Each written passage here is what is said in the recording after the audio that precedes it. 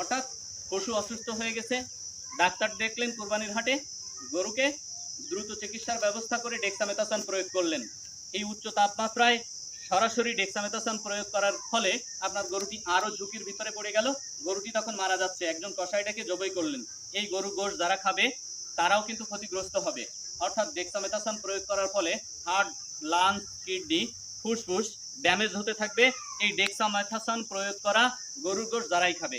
তাই পশু হাটে, কুরবানির পশু হাটে যদি কোনো পশু হঠাৎ অসুস্থ হয়ে যায়, তাই দ্রুত চিকিৎসা না করে গরুর শরীরে ভিজিয়ে ফ্যানের বাতাস দিয়ে তাপমাত্রা স্বাভাবিক আনুন অথবা ছায়া জায়গায় নিয়ে যান, স্বাভাবিক আসলেই তারপর গরুটাকে চিকিৎসার ব্যবস্থা করেন। সরাসরি ওই উচ্চ তাপমাত্রায় রোদের ভিতরে কোনোভাবেই স্টেরয়েডাল ওষুধ যেমন ডেক্সামেথাসন এটা প্রয়োগ করবেন না। প্রয়োগ করলে গরুটা দ্রুত স্ট্রোক করবে, আর গরু যখন আপনারা জবাই করে দেবেন মারা যাওয়ার আগে, এই গোশত যারাই খাবে তারাই অসুস্থ হবে, হার্ট, লাংস, কিডনি, ফুসফুস ড্যামেজ হতে থাকবে।